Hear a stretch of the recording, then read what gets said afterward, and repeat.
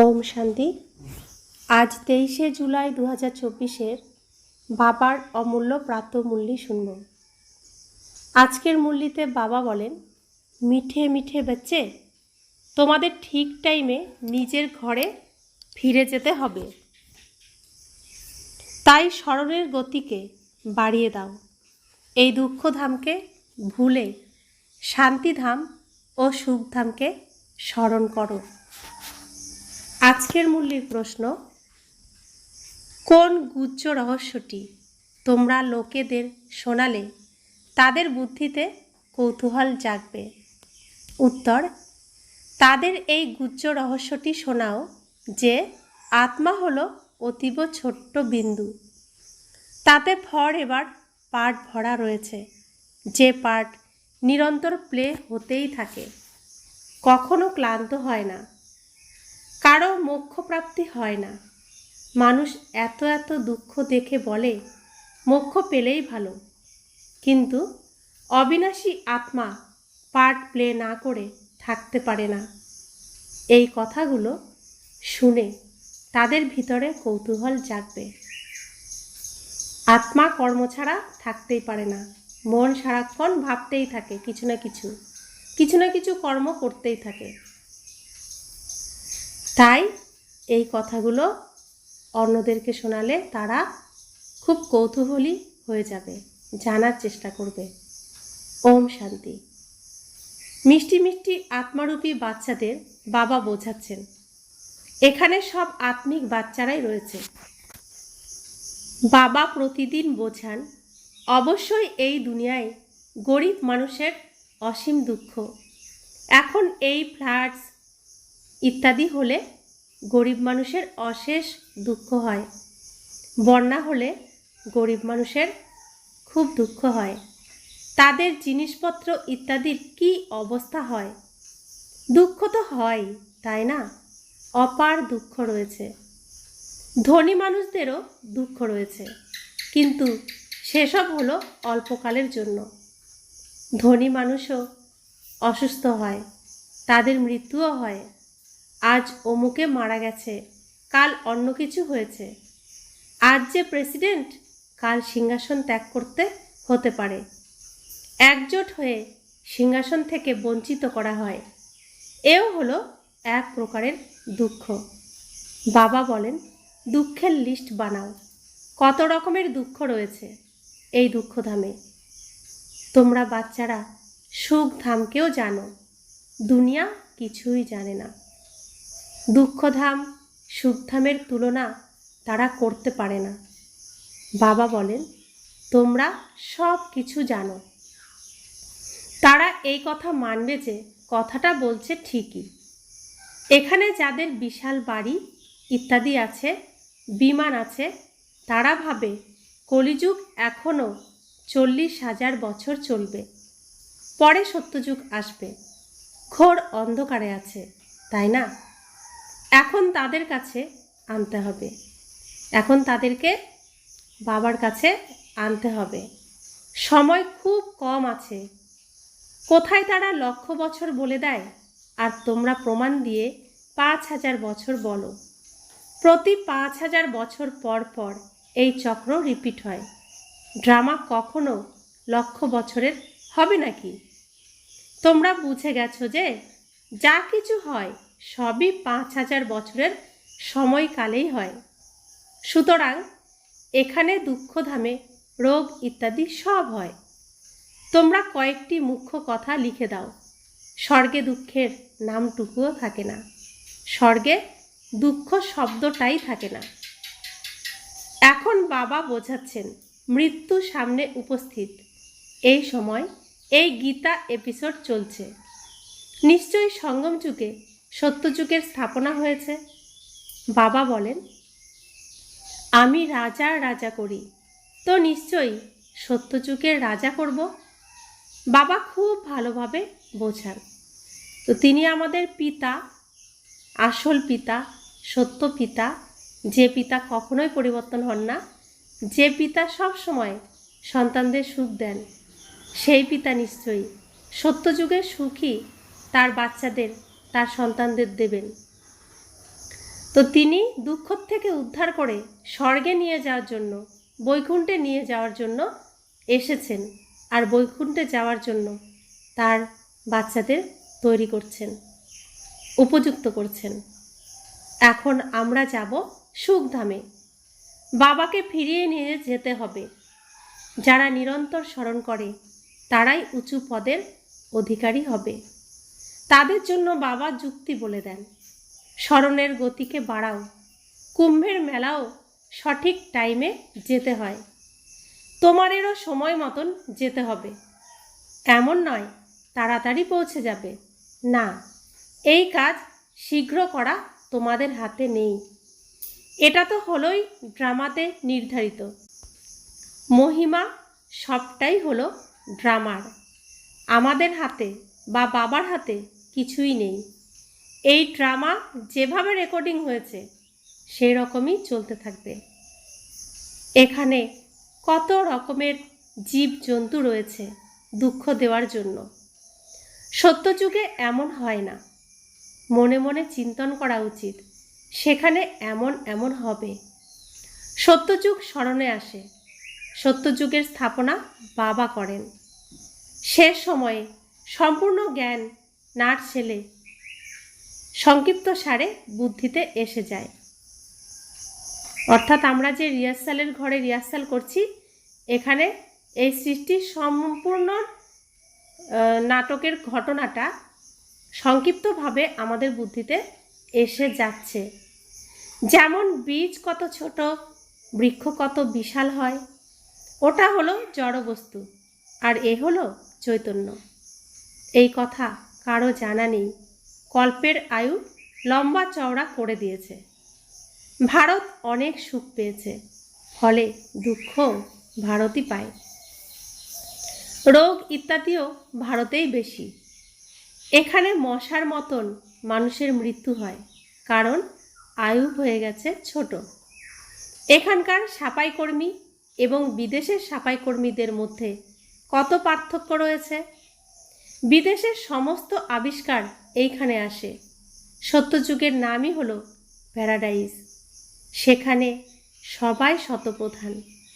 তোমাদের সব সাক্ষাৎকার হবে। বর্তমানে এ হলো সঙ্গম যুগ। যখন বাবা বসে বোঝান, বোঝাতেই থাকবেন, নতুন নতুন কথা শোনাতেই থাকবেন। বাবা বলেন, প্রতিদিন তোমাদেরকে গুজ্জ গুজ্জ কথা শোনাই। আগে কি জানা ছিল যে বাবা এমন ছোট্ট বিন্দু, তার মধ্যে সম্পূর্ণ পাঠ ভরা রয়েছে ফর এভার? আমরা কি আগে জানতাম যে ভগবান এরকম ছোট্ট বিন্দু, আমি আত্মা, আমিও ছোট্ট বিন্দু, আর এই ছোট্ট বিন্দুর মধ্যেই সম্পূর্ণ পাঠ ভরা রয়েছে ফর এভার, যা কখনো বিনাশ হবে না। তোমরা পার্ট প্লে করে এসেছো। তোমরা যাকেই বলবে তাদের মনে কৌতূহল জাগবে যে এরা কি বলছে, এত ছোট বিন্দুর মধ্যে সম্পূর্ণ পাঠ ভরা রয়েছে, যা প্লে হতেই থাকে, কখনো ক্লান্ত হয় না। কারও জানা নেই। এখন তোমরা বাচ্চারা বুঝেছো যে অর্ধকল্প হলো সুখ, অর্ধকল্প হলো দুঃখ। অনেক দুঃখ ভোগ করে মানুষ বলে এর চেয়ে মোক্ষ প্রাপ্তি ভালো। যখন তোমরা সুখে শান্তিতে থাকবে, তখন এমন কথা থোড়াই বলবে। এই সম্পূর্ণ নলেজ এখন তোমাদের বুদ্ধিতে আছে। কেউ সুখে শান্তিতে থাকলে সেই সুখ ছেড়ে অন্য কিছু ভাবেই না, সুখের কথাই তখন মনে থাকে। তাই মোক্ষ প্রাপ্তি বা সুখের থেকে অন্য জায়গায় যাব মনেই আসবে না। যেমন বাবা বীজরূপ বলে তার কাছে সম্পূর্ণ বৃক্ষের নলেজ আছে। বৃক্ষের মডেল দেখানো হয়েছে। বিশাল রূপ কি দেখানো যায়? বুদ্ধিতে সমস্ত জ্ঞান এসে যায়।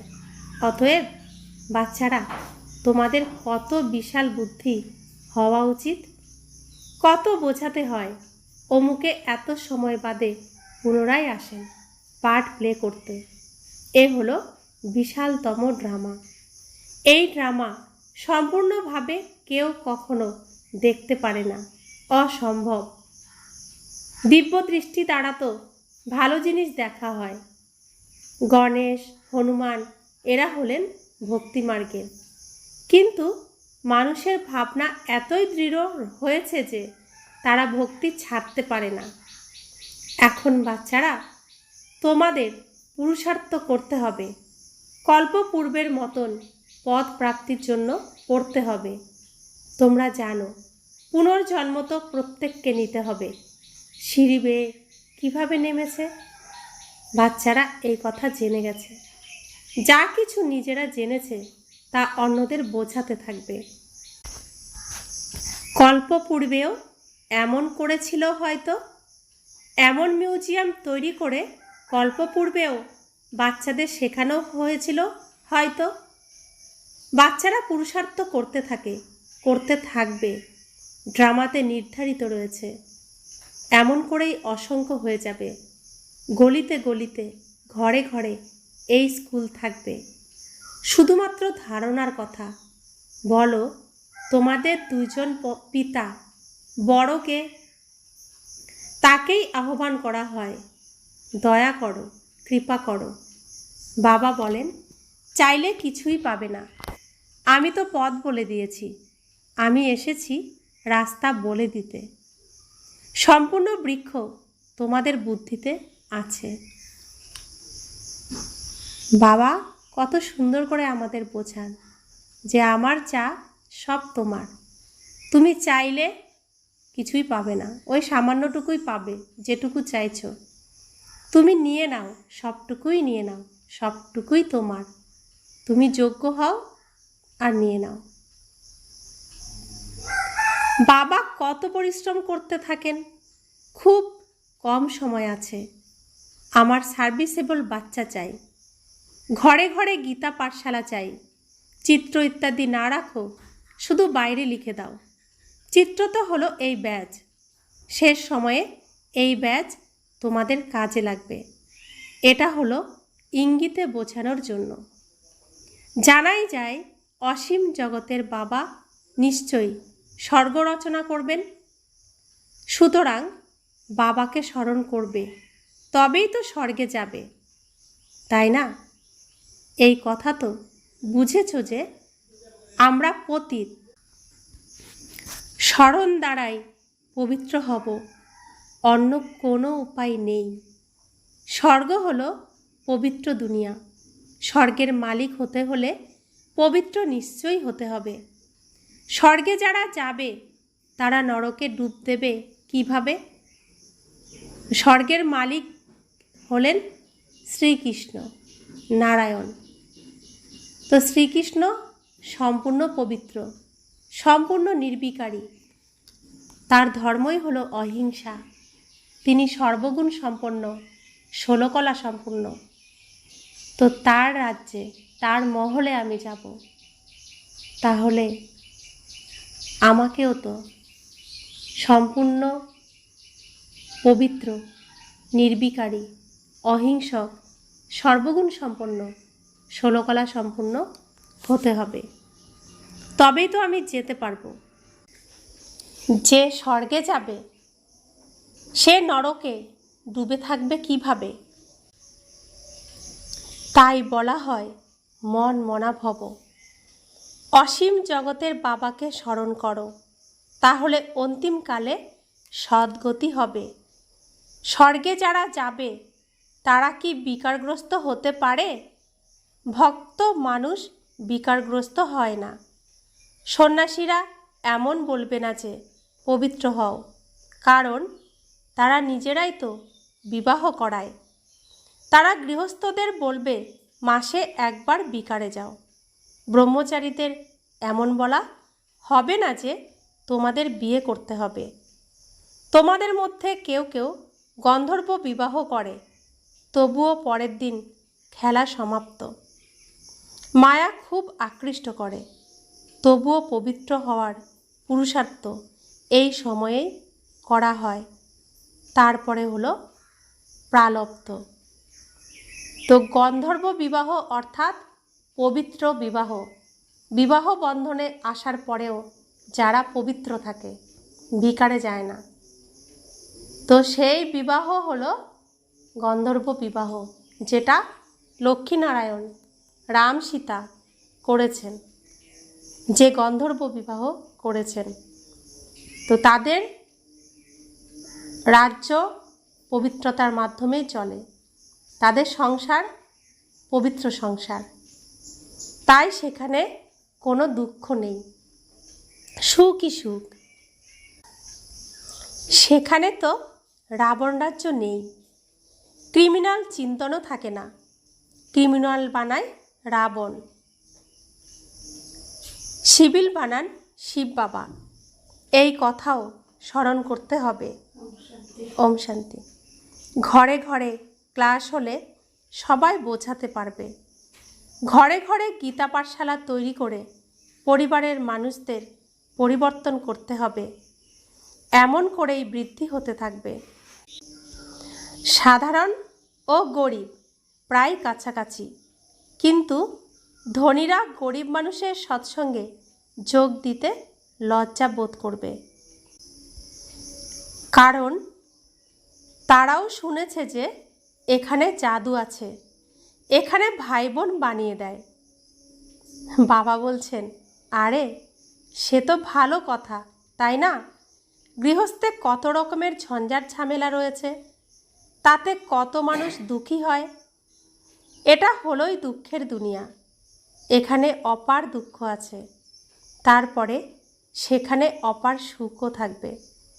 তোমরা চেষ্টা করো তার একটা লিস্ট তৈরি করার। 25 থেকে 30টি প্রধান প্রধান দুঃখের কথা বের করো। তো যারা এখানে আসে না এই ঈশ্বরীয় বিশ্ববিদ্যালয়ে, তারা বলে এখানে জাদু আছে, গেলে স্বামী স্ত্রীকে ভাই বোন বানিয়ে দেয়। তো আমরা এই হচ্ছে ঘোর অন্ধকারের দুনিয়ার মানুষ। আমরা বাবার ঘরে যাইনি, ঈশ্বরীয় বিশ্ববিদ্যালয়ে যাইনি, কিন্তু দুর্গা মন্দিরে তো গেছি, শিব মন্দিরে তো গেছি, কালী মন্দিরে তো গেছি। তো সেখানে সপরিবারেই গেছি। সেখানে ঠাকুমা, দাদু, মা, বাবা, সন্তান, ভাই, কাকা, কাকি, প্রত্যেক সম্বন্ধের সাথেই আমরা গেছি। কিন্তু মন্দিরে গিয়ে কালী ঠাকুরকে কি বলে ডেকেছি, দুর্গা ঠাকুরকে কি বলে ডেকেছি, শিবকে কি বলে ডেকেছি? কালী মা, দুর্গা মা, শিব বাবা, তো সবাই তো বাবা ডেকেছি। তো আমরা তো ভাই বোন আগেই হয়ে রয়েছি, জন্ম থেকেই এক ঈশ্বরের সন্তান আমরা, ভাই ভাই, শরীরের দিক থেকে আমরা ভাই বোন। অভিনয়ের জন্য আমরা সম্বন্ধ সম্পর্কে আসি, এটুকু আমরা সব কিছুই পালন করি, কিন্তু মানতে চাই না। তো এর জন্যই বলছে পাথর বুদ্ধি আর ঘোর অন্ধকারে রয়েছে। অসীম জগতের বাবার কাছ থেকে স্বর্গের উত্তরাধিকার প্রাপ্ত করার জন্য কত পুরুষার্থ করা উচিত? বাবা এই রথের দ্বারা আমাদের বোঝান। এই দাদাও ব্রহ্মা হলেন স্টুডেন্ট, দেহধারী সবাই হলো স্টুডেন্ট। টিচার যিনি পড়াচ্ছেন তিনি হলেন বিদেহী। আমরা প্রত্যেকেই স্টুডেন্ট, স্টুডেন্টদের দেহ আছে, কিন্তু যিনি পড়াচ্ছেন তার কোনো দেহ নেই, তিনি বিদেহী। তোমাকেও বিদেহী করছেন। তাই বাবা বলেন শরীরের অনুভূতি ত্যাগ করো, এই বাড়ি ইত্যাদি কিছুই থাকবে না, সেখানে সব কিছু নতুন পাবে। শেষের দিকে তোমাদের অনেক সাক্ষাৎকার হবে, এই কথা তো জানো। ওইদিকে অনেক বিনাশ হয়ে যাবে অ্যাটমিক বম দিয়ে, এইখানে রক্তের নদী বইবে, এর জন্য সময় লাগে। তো ওই দিক অর্থাৎ বিদেশে বিনাশ হবে অ্যাটমিক বোম দিয়ে। তো বিদেশে যুদ্ধ লেগে রয়েছে, এইখানে অর্থাৎ এই ভারতবর্ষে রক্তের নদী বইবে। ঘরে ঘরে অশান্তি ঝগড়া করে খুনোখুনি কাটাকাটি লড়াই ঝগড়া লেগে থাকবে, তো রক্তের নদী বইবে। এখানকার মৃত্যু খুবই ভয়ঙ্কর, নিজেদের মধ্যে মারামারি কাটাকাটি করবে, এটা খুবই ভয়ঙ্কর। আর ওখানে বম ফেললো, নিমেষেই শেষ। এই হলো অবিনাশী খণ্ড। মানচিত্রে দেখবে ভারত হলো একটি কোণে। ড্রামা অনুযায়ী এইখানে বিনাশের প্রভাব পড়ে না, এখানে রক্তের নদী বয়। এখন তৈয়ারি চলছে, হতে পারে পরের দিকে তাদের বোমা লোনে দেওয়া হবে, কিন্তু যে বম মেরে দুনিয়া শেষ হবে সেই বম থোড়াই লোনে দেবে, হালকা কোয়ালিটির দেবে। কাজের জিনিস কেউ কাউকে দেয় নাকি? বিনাশ তো কল্পপূর্বের মতন হয়েই যাবে, নতুন কথা নয়। অনেক ধর্মের বিনাশ, একটি ধর্মের স্থাপনা। ভারত ভূমিখণ্ড কখনো বিনাশ হয় না, একটু তো রয়েই যাবে। সবাই মারা গেলে তো প্রলয় হয়ে যাবে। দিন দিন তোমাদের বুদ্ধি বিশাল হতে থাকবে, তোমরা অনেক রিগার্ড রাখবে। এখন এত রিগার্ড নেই, তাই কম পাস হয়। বুদ্ধিতে আসে না কত দণ্ডভোগ করতে হবে, তখন আসবে দেরিতে। পতন হলে উপার্জিত ধন নষ্ট হয়ে যায়, অসুন্দরী থেকে যায়, তারপরে আর দাঁড়াতে পারে না। কতজন চলে যায়, কতজন চলে যাবে, নিজেরাও বুঝেছে। এই অবস্থায় শরীর ত্যাগ হলে আমাদের কি গতি হবে? বুদ্ধির বিষয়, তাই না? বাবা বলেন, তোমরা বাচ্চারা হলে শান্তি স্থাপনকারী। তো এখন আমরা কেউ সম্পূর্ণ হইনি, আমরা পুরুষার্থ করছি। এই সময় যদি কেউ শরীর ছাড়ে তাহলে গতি কি হবে? সত্যযুগে যাওয়ার উপযুক্ত তো হয়নি, তাই না? তো বাবা বলছেন সবটাই বুদ্ধির বিষয়, বোঝার বিষয়।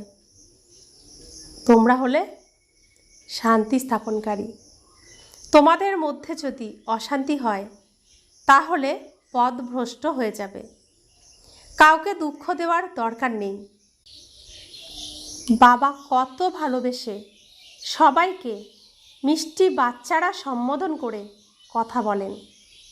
আমরা কেউ মিষ্টি নই।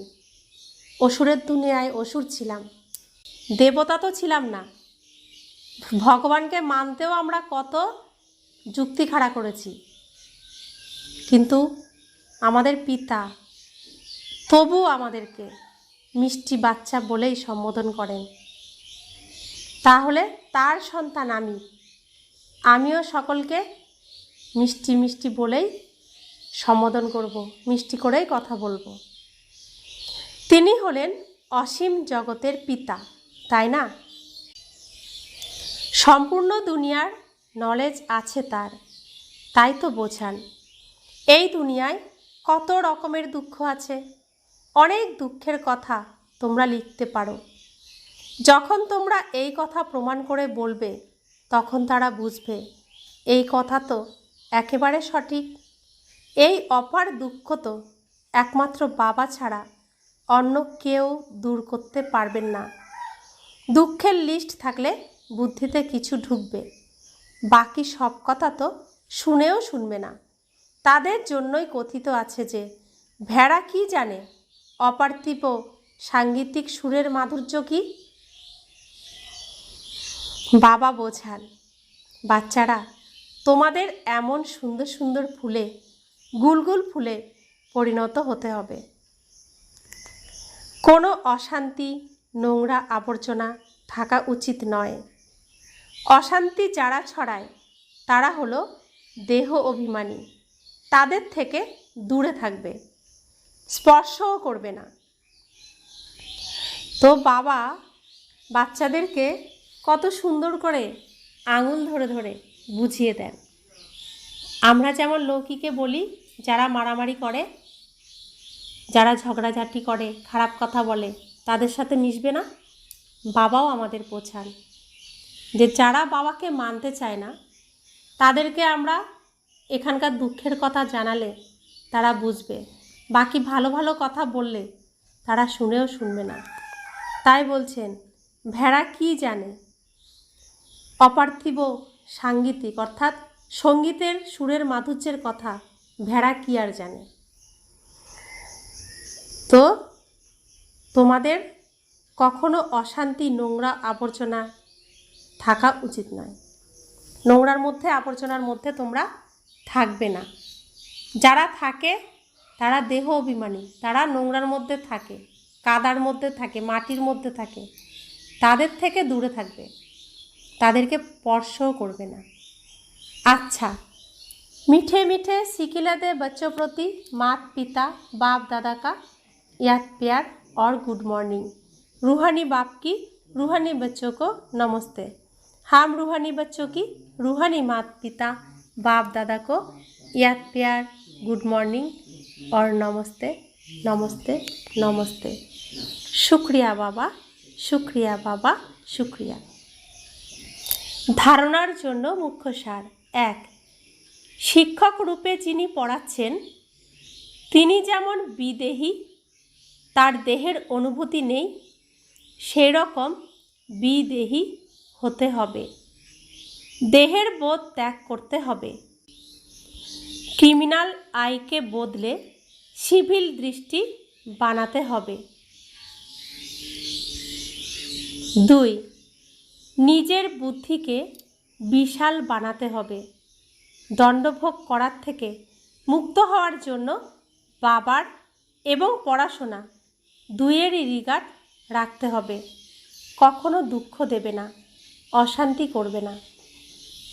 বরদান, ব্রাহ্মণ জীবনের ন্যাচারাল নেচারের দ্বারা পাথরকেও জল বানিয়ে দেওয়া মাস্টার প্রেমের সাগর ভব। যেরকম দুনিয়ার মানুষ বলে যে প্রেম পাথরকেও জল বানিয়ে দেয়, সেরকম তোমাদের অর্থাৎ ব্রাহ্মণদের ন্যাচারাল নেচার হলো মাস্টার প্রেমের সাগর। তোমাদের কাছে আত্মিক ভালোবাসা, পরমাত্মা ভালোবাসার এমন শক্তি রয়েছে যে যার দ্বারা ভিন্ন ভিন্ন নেচারকে পরিবর্তন করতে পারো। যেরকম প্রেমের সাগর নিজের প্রেম স্বরূপের অনাদি নেচারের দ্বারা বাচ্চারা তোমাদেরকে নিজের বানিয়েছেন, সেই রকমই তোমরাও মাস্টার প্রেমের সাগর হয়ে বিশ্বের আত্মাদেরকে সত্যিকারের নিঃস্বার্থ আত্মিক প্রেম দাও, তো তাদের নেচার পরিবর্তন হয়ে যাবে। আমরা কি গুণ ভরছি নিজের মধ্যে? সুখ, শান্তি, প্রেম, আনন্দ, জ্ঞান, পবিত্রতা, শক্তি। কার থেকে ভরছি? যিনি সাগর, সুখের সাগর, শান্তির সাগর, প্রেমের সাগর, আনন্দের সাগর, জ্ঞানের সাগর, পবিত্রতার সাগর, শক্তির সাগর। সেই সাগরের থেকে আমি ভরছি নিজেকে। তাহলে আমার নেচার কেমন হবে? সাগরের মতোই তো হবে, তাই না? তো তিনি প্রেমের সাগর, আমিও মাস্টার প্রেমের সাগর। তো আমাকে প্রেম দিয়ে কঠিনকে জল বানাতে হবে, তরল বানাতে হবে। সুখ দিয়ে দুঃখকে দূর করতে হবে, শান্তি দিয়ে অশান্তিকে দূর করতে হবে। তো সকল অশান্ত দুঃখী আত্মাদের সহযোগী হতে হবে। প্রত্যেককে বাবার সহযোগী হয়ে দুঃখ থেকে মুক্ত করতে হবে। আমাদের চেষ্টা আমাদের চালিয়ে যেতে হবে। তো শুভ সংকল্প, শুদ্ধ ভাবনার দ্বারা আমরা এই কার্য করব। বাবার যেরকম শুদ্ধ সংকল্প, আমার প্রত্যেকটি বাচ্চা বৈকুণ্ঠে যাবে, সূর্যবংশে যাবে, মহারাজার সিংহাসনে বসবে, সেরকম শুভ সংকল্প আমরাও আমাদের ভাইদের প্রতি, প্রত্যেক আত্মার প্রতি রাখব। স্লোগান, নিজের বিশেষত্বগুলিকে স্মৃতিতে রেখে সেগুলিকে সেবাতে প্রয়োগ করো, তাহলে উড়ন্ত কলাতে উঠতে থাকবে। আমার মধ্যে বিশেষ কি আছে? আমি বাবার থেকে বিশেষ কোন গুণটি ধারণ করতে পেরেছি, সেই বিশেষত্বগুলোকে দেখো নিজের মধ্যে কি কি বিশেষ আছে। তুমি কিসে কিসে সব থেকে ভালো, কোনটা বেশি ভালো তোমার মধ্যে রয়েছে। তো সেই বিশেষ তোমার বিশেষত্বগুলিকে সেবাতে প্রয়োগ করো, তাহলে উড়ন্ত কলাতে উড়তে থাকবে। তো আমি অশান্ত দুনিয়ায় ছিলাম, এখন আমি শান্তি প্রাপ্ত করেছি। কেউ সুখ বেশি প্রাপ্ত করেছে, কেউ জ্ঞান বেশি প্রাপ্ত করেছে, কেউ শুদ্ধ পবিত্র হয়ে গেছে, কেউ শক্তিশালী হয়ে গেছে। তো যে যেটাই হয়েছে সেই গুণটাই অন্যদেরকে দান করতে হবে। তো তাহলে নিজের মধ্যে খুশি আসবে যে আমি ওকে সহযোগ দিতে পেরেছি, তো উড়তে থাকবে খুশিতে। তো তার মধ্যে কোনো দ্বিধাদ্বন্দ্ব থাকবে না, হতাশা থাকবে না, সব সময় খুশিতে থাকবে যে আমি সহযোগী হয়েছি, সহযোগ করতে পেরেছি, বাবার শ্রীমত মানতে পারছি, বাবার সহযোগী হচ্ছি, এই সত্যযুগের স্থাপনা আমি করতে পারছি। তো নিজের মধ্যে অপার খুশি আসবে আর উঠতে থাকবে। আমাদের এখন এই কর্তব্য, বাবা আমাদেরকে কত সুন্দর করে বুঝিয়ে দিচ্ছেন যে তুমি এইভাবে করো, এইভাবে চলো, এইভাবে সব কিছু নিজের মতো নিজে করো। তো প্রত্যেক দিন বাবা আমাদের সাথে মিটিং করেন, সকালে সন্ধ্যায়। তো প্রত্যেক মিটিংয়ে আমাদের উপস্থিত থাকা প্রয়োজন। তো একদিনের মিটিং মিস করলে তা আমরা এই যে যজ্ঞের অংশগ্রহণ করেছি, তো আমার যে কর্তব্য, সেই কর্তব্যের জায়গা তো ফাঁকা থেকে যাবে, সেটা পূরণ কিভাবে করব। তাই প্রত্যেক দিন ক্লাসে আসতে হবে, মুরলি শুনতে হবে, বাবার সাথে মিলন করতে হবে। আর বাবার যে শিক্ষা, যে মিটিংয়ে যেটা বলছেন যে তুমি এইভাবে এইভাবে করো, তো সেটা আমাকে কাজে লাগাতে হবে, তবেই তো আমি আমার লক্ষ্যে পৌঁছাতে পারবো। একদিনের ফাঁকি তো বহুদিনের ফাঁক, তো সেটা পূরণ কিভাবে করব, সেই গ্যাপটা আমি পূরণ কিভাবে করব। তাই সব সময় ক্লাসে উপস্থিত থাকার চেষ্টা করতে হবে। তো দুবারে না পারলেও একবারে তো করতেই হবে, মিস যেন না হয়। ওম শান্তি।